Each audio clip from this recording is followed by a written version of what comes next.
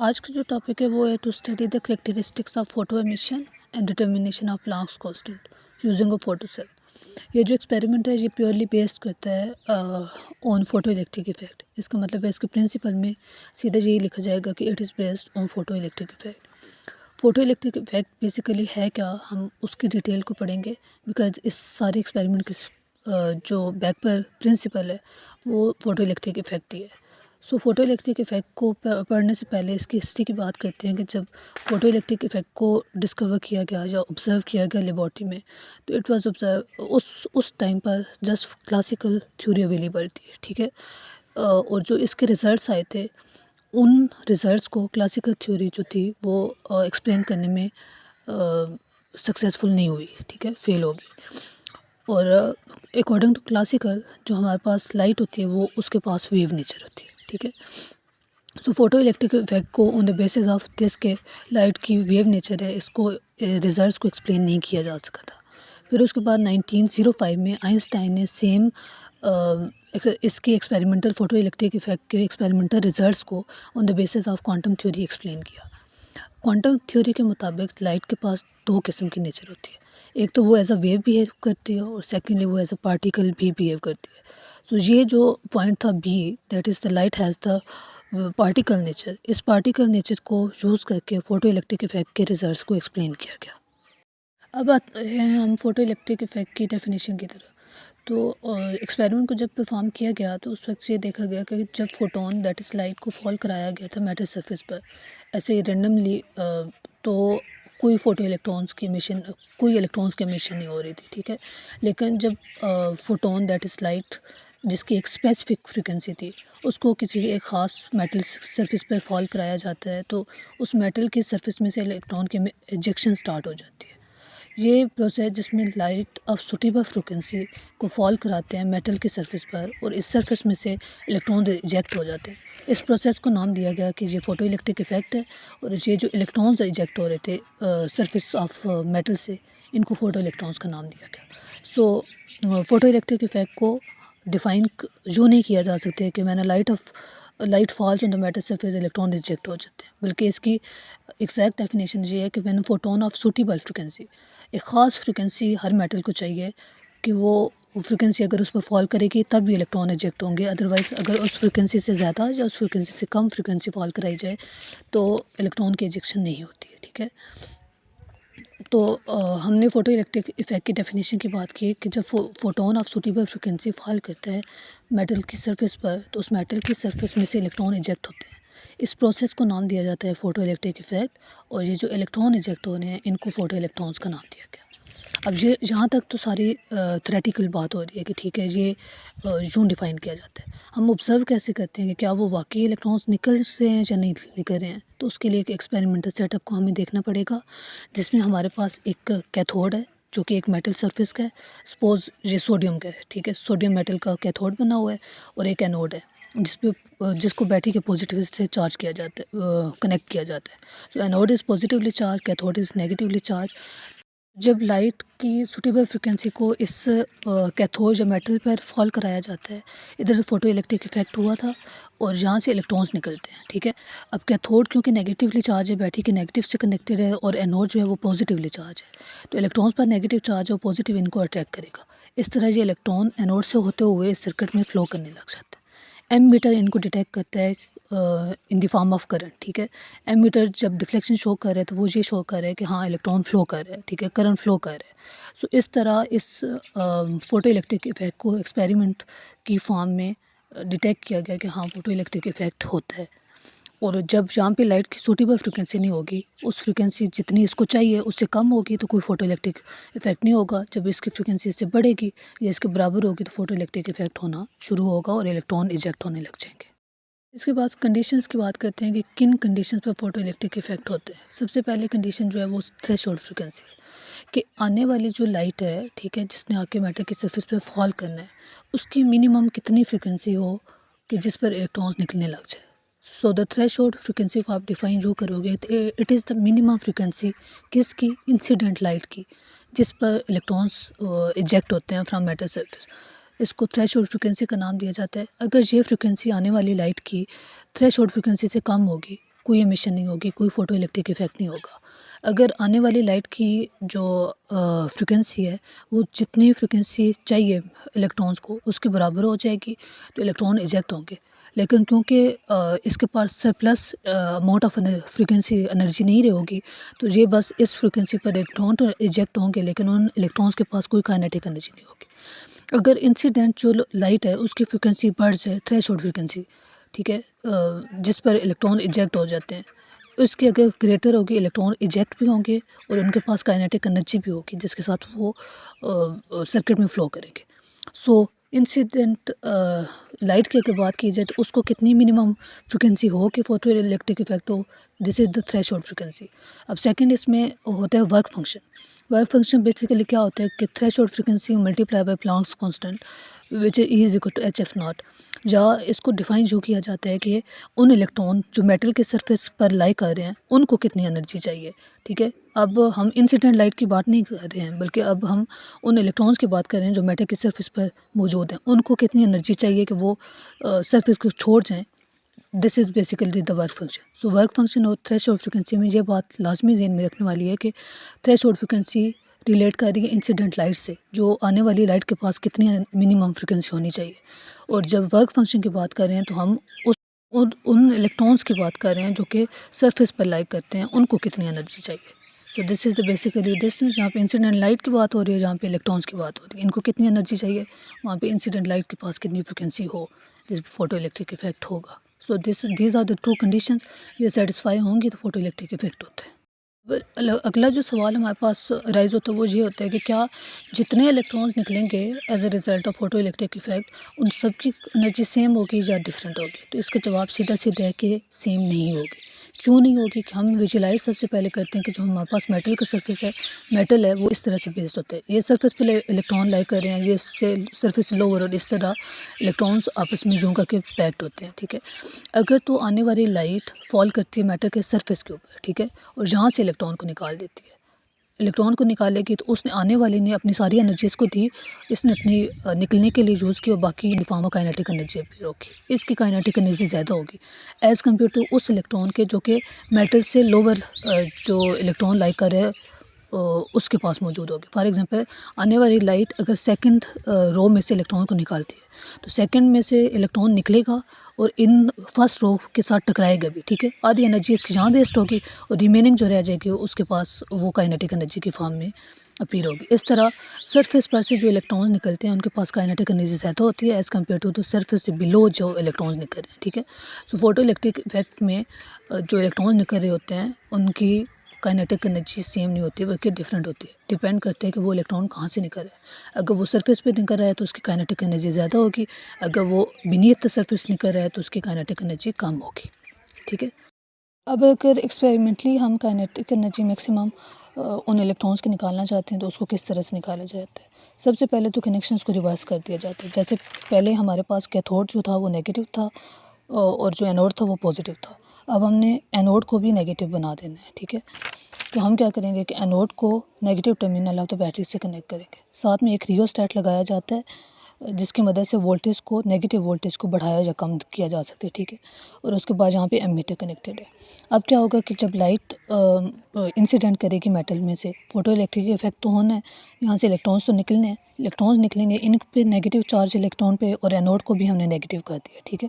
जब इस negative voltage की नेगेटिव वोल्टेज कम है, वैल्यू कम है, तो वो इलेक्ट्रॉन फॉर एग्जांपल जो सेकंड बीनीथ द सरफेस निकल रहे थे इनके पास काइनेटिक एनर्जी वैसे ही कम है, तो एनोड नेगेटिव होने की वजह से इनको रिपेल करेगा, ठीक है। तो जिनके पास एनर्जी कम है वो रिपेल हो जाएंगे, जिस पास एनर्जी ज़्यादा है वो फिर भी ट्राई करेंगे कि एनोड तक वो पहुँचे। किया जाता है कि नेगेटिव वोल्टेज को बढ़ाना है तो इस रियोस्टेट की मदद को इसको स्लाइड करके नेगेटिव वोल्टेज को बढ़ाया जाता है। एक पॉइंट ऐसा आता है कि इस नेगेटिव वोल्टेज को बढ़ाते बढ़ाते कोई भी इलेक्ट्रॉन जो है वो नेगेटिव एनोड की वजह से एनोड पर नहीं पहुंच सकते, क्योंकि ये नेगेटिव और ये एनोड उस वोल्टेज पर सारे के सारे इलेक्ट्रॉन को रिपेल बैक कर देते हैं, ठीक है। और यहाँ पे एमीटर हमारा ज़ीरो करंट को डिटेक्ट करता है। ये वो पॉइंट होता है, ये वो नेगेटिव वोल्टेज होती है, नेगेटिव वोल्टेज ऑफ एनोड, जिस पर कोई भी इलेक्ट्रॉन इस पर नहीं पहुँच रहा है, करंट ज़ीरो हो रहा है। इस वोल्टेज को स्टॉपिंग पोटेंशियल का नाम दिया जाता है। सो it is the negative voltage at anode at which no electron reaches the anode. और जो एमीटर है इट शोज़ ज़ीरो करंट, ठीक है। So this voltage is called stopping voltage, जिसका फार्मूला हमारे पास होता है EV0 is equal to kinetic energy maximum. उसके बाद हमने दो तरह से इस एक्सपेरिमेंट को परफॉर्म किया गया था। एक इंटेंसिटी को वेरी करके और फ्रीक्वेंसी को कांस्टेंट रख के, सेकंड फ्रीक्वेंसी को वेरी करके और इंटेंसिटी को कांस्टेंट रख के। जब इंटेंसिटी को वेरी किया गया, इंटेंसिटी को वेरी करने का मतलब है ब्राइट या ब्राइटनेस को ज़्यादा कम करो, मतलब पहले डिम लाइट यूज़ करो, फिर उस डिम को ब्राइट करते करते करते बहुत ज़्यादा ब्राइट लाइट को फॉल करवाया गया।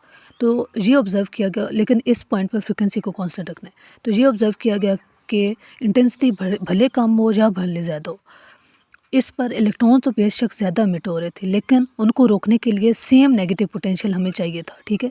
इसका मतलब है जो स्टॉपिंग पोटेंशियल है वो इंटेंसिटी पर डिपेंड ही नहीं कर रहा था। इंटेंसिटी भले कम है, डिम लाइट है, या फिर ज़्यादा इंटेंस लाइट है, ब्राइट लाइट है, इंटेंसिटी भले चेंज होती रहे, लेकिन उनको रोकने के लिए हमें सेम नेगेटिव पोटेंशियल चाहिए था, जिसको तो यहाँ से हम ये डिटेक्ट करते हैं। इसका मतलब ये है कि stopping potential doesn't depend on the intensity. और अगर स्टॉपिंग पोटेंशियल इंटेंसिटी पे डिपेंड नहीं करता है, तो यहाँ पे देखो स्टॉपिंग पोटेंशियल नहीं डिपेंड कर रहा है, तो ई की वैल्यू हमारे पास कांस्टेंट होती है। ये दोनों इंटेंसिटी पे डिपेंड नहीं कर रही हैं, इसका मतलब है काइनेटिक एनर्जी मैक्सिमम भी इंटेंसिटी पे डिपेंड नहीं करती। सेकंड, इस एक्सपेरिमेंट को ऑब्जर्व किया गया फ्रीक्वेंसी को वेरी करके। फ्रीक्वेंसी की वेरिएशन से मुराद ये है कि कभी कलर्स को चेंज करते जाओ, कभी कलर ब्लू रखो, कभी येलो रखो, कभी ब्लू ग्रीन रखो, क्योंकि हर एक की फ्रीक्वेंसी डिफरेंट होती है, ठीक है। और इस एक्सपेरिमेंट को परफॉर्म करते हुए इंटेंसिटी को कांस्टेंट रखा जाता है। तो ये ऑब्ज़र्व किया गया कि इंटेंसिटी कांस्टेंट है, लेकिन फ्रीक्वेंसी उनकी डिफरेंट है, तो उनका जो स्टॉपिंग पोटेंशियल था वो भी डिफरेंट था, ठीक है। सपोज़ कर लो कि F1 जो है वो ग्रीन लाइट है और F2 जो है वो ब्लू लाइट है। इसको जब मेटल पर फॉल करवाओ और इस ग्राफ को बनाया गया, this is the current and this is the potential, ठीक है। एक्स एक्सिस के अलोंग पोटेंशियल है, वाई एक्सिस के अलोंग करंट है। तो ये ऑब्ज़र्व किया गया कि जब ग्रीन लाइट थी उसके लिए जो हमारे पास F1 था वो डिफरेंट था, और जब ब्लू लाइट थी तब भी हमारे पास F2 की वैल्यू डिफरेंट। इससे ये कंक्लूड किया जा सकता है कि स्टॉपिंग पोटेंशियल जो है वो फ्रीक्वेंसी पे डिपेंड करता है, ना कि इंटेंसिटी पे। इंटेंसिटी भले डिफरेंट हो, लेकिन स्टॉपिंग पोटेंशियल सेम है। फ्रीक्वेंसी डिफरेंट होगी पर स्टॉपिंग पोटेंशियल भी डिफरेंट होगा। सो अब हम इसके कंक्लूजन की तरफ जाते हैं। सो फोटो इलेक्ट्रिक इफ़ेक्ट को जब परफॉर्म किया गया और इसके एक्सपेरिमेंटल रिजल्ट से ये कंक्लूड किया जा सकता है कि स्टॉपिंग पोटेंशियल जो है वो फ्रीक्वेंसी पे डिपेंड करता है, सिर्फ फ्रीक्वेंसी पे, ठीक है। इंटेंसिटी पे अगर इंटेंसिटी पे डिपेंड नहीं करता। हाँ, इंटेंसिटी को अगर बढ़ाओगे तो सिर्फ नंबर ऑफ़ इजेक्टेड इलेक्ट्रॉन बढ़ेंगे, लेकिन उनको रोकने के लिए same negative potential that is stopping potential चाहिए, ठीक है। सो इसका मतलब है जो स्टॉपिंग पोटेंशियल है वो इंटेंसिटी के इंडिपेंडेंट है, और अगर डिपेंड कर रहा है तो वो जस्ट फ्रीक्वेंसी पे डिपेंड कर रहा है। मज़ीद इससे ये है कि नंबर ऑफ़ इलेक्ट्रॉन्स इजेक्टेड जो हैं वो इंटेंसिटी पे, मतलब इंटेंसिटी अगर डिम या ब्राइट करोगे तो ज़्यादा इलेक्ट्रॉन निकलेंगे या कम इलेक्ट्रॉन निकलेंगे, ठीक है। वो इस पर डिपेंड करता है, लेकिन उनको रोकने के लिए स्टॉपिंग पोटेंशियल जो है वो सेम होता है, ठीक है। इंटेंसिटी अगर बढ़ा या कम रही हो तो स्टॉपिंग पोटेंशियल सेम है, और इसी तरह स्टॉपिंग पोटेंशियल जो है वो डिफरेंट फ्रिक्वेंसी के लिए डिफरेंट है। सो इसका मतलब है स्टॉपिंग पोटेंशियल डिपेंड कर रहा है फ्रिक्वेंसी पे। मज़ीद ये ऑब्ज़र्व किया गया कि एक फ़ोटोन जो है वो जस्ट एक इलेक्ट्रॉन को निकालता है, मतलब एक फ़ोटोन जिसके पास कुछ एनर्जी है वो जाके फॉल करेगा तो वो एक एटम में से इलेक्ट्रॉन को निकाल सकता है। ऐसा नहीं है कि एक फ़ोटोन फॉल करवाया और लगातार इलेक्ट्रॉन्स निकलने लगे, ठीक है। एक और इसका रिज़ल्ट ये था कि जब भी फ्रीक्वेंसी थ्रेशोल्ड फ्रीक्वेंसी के बराबर F=F0 होती जाएगी तो इस फ्रीक्वेंसी पर इलेक्ट्रॉन के एमिशन स्टार्ट हो जाती है, ठीक है। अब हम ये देखते हैं कि किस तरह, क्योंकि हमने लेक्चर के स्टार्ट पे ये बात की थी कि क्लासिकल फ़िज़िक्स को इसके रिज़ल्ट्स को एक्सप्लेन नहीं किया जा सका, ठीक है, और क्वांटम थ्योरी की मदद से इसके रिज़ल्ट फोटोइलेक्ट्रिक इफ़ेक्ट के रिज़ल्ट्स को एक्सप्लेन किया गया। अब हम ये देखते हैं कि किस तरह क्लासिकल फ़िज़िक्स जो है वो इस फोटोइलेक्ट्रिक इफ़ेक्ट के रिज़ल्ट्स को एक्सप्लेन करने में नाकाम रही। सबसे पहले क्लासिकल थ्योरी के मुताबिक जो लाइट है उसके पास वेव नेचर होती है, ठीक है। और क्लासिकल फ़िज़िक्स ये कहती है कि अगर मेटल है उस पर लगातार लाइट को फॉल कराते रहो, एक पॉइंट ऐसा आता है कि जब उसको वो इलेक्ट्रॉन इतनी एनर्जी अब्सॉर्ब कर लेता है जितनी उसको इजेक्ट होने की चाहिए, और फिर वो इजेक्ट होना शुरू हो जाता है। मतलब इंटेंसिटी को बढ़ाओ तो इलेक्ट्रॉन उसको एब्जॉर्ब करता रहता है, और एक पर्टिकुलर टाइम के बाद वो, जब उसको इतनी एनर्जी मिल जाती है कि वो सिर्फ उसको लीव कर जाए, तो वो लीव कर जाता है। ठीक है, ये क्लासिकल थ्योरी का कहना है। इसमें क्लासिकल थ्योरी के अंदर कोई भी थ्रेशोल्ड फ्रीक्वेंसी का कॉन्सेप्ट लाई नहीं करते। जो हम रिजल्ट्स में अभी पढ़ के आए हैं कि फ्रीक्वेंसी एफ नॉट के बराबर होती जाती है तो इलेक्ट्रॉन्स निकलने लग जाते हैं, लेकिन क्लासिकल थ्योरी कहती है कि थ्रेशोल्ड फ्रीक्वेंसी एफ नॉट का कोई इसमें कॉन्सेप्ट क्लासिकल थ्योरी में है ही नहीं। सेकंड, हमने ये देखा कि जब फ्रीक्वेंसी एफ नॉट के बराबर होती गई थी एक्सपेरिमेंटल रिजल्ट्स में, तो उस पर इंस्टेंटेनियस एमिशन शुरू हो जाती है। लेकिन क्लासिकल फिजिक्स ये कहती है कि जो टाइम लैग का कॉन्सेप्ट इसमें लाई करते हैं। फॉर एग्जांपल, जो मैंने कहा है कि इलेक्ट्रॉन एक जगह पे रहेगा अनटिल उसको एनर्जी वो एब्जॉर्ब करता रहेगा और उसके बाद वो इलेक्ट्रॉन सरफेस को छोड़ के चला जाएगा। ठीक है, तो इसमें इंस्टेंटेनियस एमिशन का कॉन्सेप्ट लाई ही नहीं करते, बल्कि इसमें टाइम लैग का कॉन्सेप्ट लाई करते हैं क्लासिकल फिजिक्स में। मज़ीद क्लासिकल फिजिक्स के अकॉर्डिंग इंटेंसिटी जो होती है वो उसका फार्मूला होता है energy per unit area per unit time. इसका मतलब टी का जो फार्मूला है वो क्लासिकल के मुताबिक energy per unit area per unit time है। इसका मतलब एनर्जी जो है वो इंटेंसिटी पे डिपेंड करती है। ठीक है, लेकिन हम तो पीछे देख के आए हैं कि इंटेंसिटी को भले बढ़ाओ या कम करो, intensity just number of ejected electron को बढ़ा रही थी, बल्कि स्टॉपिंग पोटेंशियल जो था वो तो फ्रीक्वेंसी पे डिपेंड कर रहा था। जबकि क्लासिकल फिजिक्स कहती है कि एनर्जी दैट इज़ जो स्टॉपिंग पोटेंशियल है वो इंटेंसिटी पे डिपेंड करता है, ना कि फ्रीक्वेंसी पे। इस तरह इन अगर पाँच छः जितने भी पॉइंट्स हैं क्लासिकल के मुताबिक, इनको देखा जाए तो एक्सपेरिमेंटल रिजल्ट्स टोटली इन छः के खिलाफ थे। ठीक है, अगर ये कहते हैं कि टाइम लैग होता है, क्लासिकल कहती है, तो एक्सपेरिमेंटल रिजल्ट्स ये शो कर रहे थे कि वहाँ तो इंस्टेंटेनियस एमिशन हो रही थी। इसी तरह यहाँ पे कहते हैं कि थ्रेशोल्ड फ्रीक्वेंसी होती ही नहीं है, जबकि एक्सपेरिमेंटल रिजल्ट्स कहते हैं कि वहाँ पे थ्रेशोल्ड फ्रीक्वेंसी होती है। इस तरह ये सारे पॉइंट्स को, क्लासिकल फिजिक्स के सारे पॉइंट्स को एक्सपेरिमेंट्स के रिजल्ट्स जो थे वो कंट्राडिक्ट कर रहे थे। तरह अगर देखा जाए तो क्लासिकल के छः पॉइंट्स जो हैं वो एक्सपेरिमेंटल रिजल्ट्स के कंट्राडिक्ट कर रहे थे। वहाँ पे इंस्टेंटेनियस एमिशन हो रही थी, जहाँ पे टाइम लैग का कॉन्सेप्ट एग्जिस्ट करता है। एक्सपेरिमेंटल रिजल्ट्स में एफ नॉट का थ्रेशोल्ड फ्रीक्वेंसी का कॉन्सेप्ट लाया करता है, जो कि क्लासिकल में होते ही नहीं है। इस तरह क्लासिकल फिज़िक्स को कभी भी एक्सप्लेन नहीं किया जा सकता, यूज़ नहीं किया जा सकता to explain the results of the photo electric effect. फिर क्या किया गया कि फिर क्वांटम थ्योरी को आइंस्टाइन ने यूज़ किया, और किस तरह से रिजल्ट्स को एक्सप्लेन किया वो आगे चल के मैं बताती हूँ।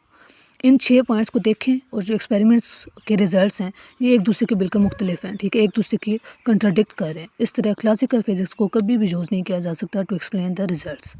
आइंस्टाइन ने 1905 में क्वांटम थ्योरी को यूज़ किया और इसके फोटो इलेक्ट्रिक इफेक्ट के रिजल्ट्स को एक्सप्लेन किया।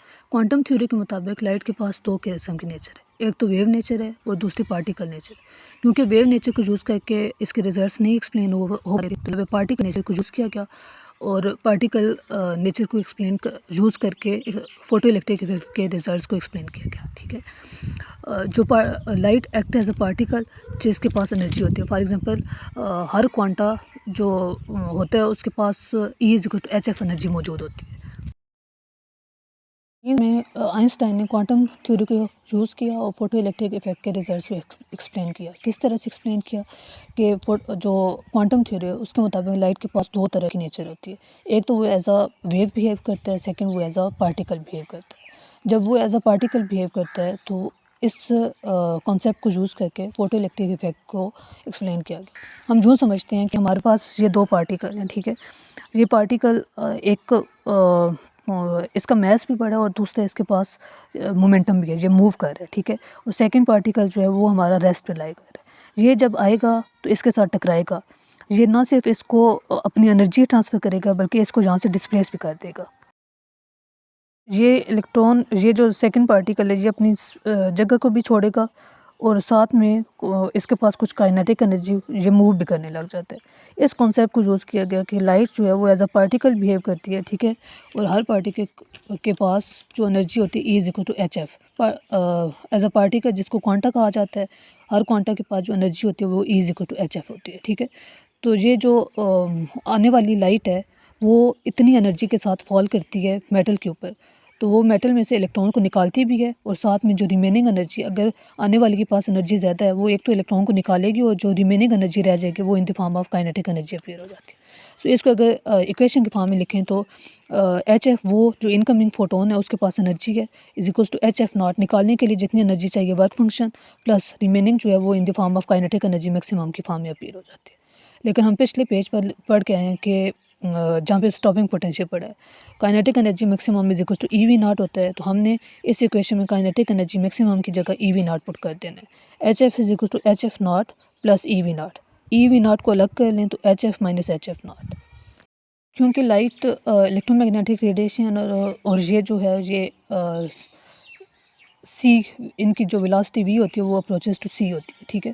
सो हमने velocity of the electromagnetic radiation का फार्मूला पढ़ा हुआ है, V is equal to F lambda होता है। वी को सी से रिप्लेस करें, C is equal to F lambda, तो यहाँ से एफ़ को अलग करना है, F is equal to C divided by lambda. ये जो हमारे पास एफ़ की वैल्यू आई है इसको इस इक्वेशन में पुट कर देना है, E V not is equal to H F minus H F nought, यहाँ पे भी एफ़ की जगह और एफ नॉट की जगह इस वैल्यू को पुट कर देना है, C over lambda. So E V not is equal to H C over lambda minus H C over lambda naught. This is the Einstein equation, this is the Einstein equation जिसकी मदद से photo electric effect को explain किया गया। और यहाँ तक बस टॉपिक हमारा एंड होता है। आई होप कोई क्वेरीज नहीं है, अगर कोई क्वेश्चन या कुछ है तो वो आप कमेंट सेक्शन में ड्रॉप कर सकते हैं। I will try to answer all of your queries, thank you. क्योंकि लाइट इलेक्ट्रोमैग्नेटिक रेडिएशन और ये जो है ये सी, इनकी जो वेलोसिटी वी होती है वो अप्रोचेस टू सी होती है, ठीक है।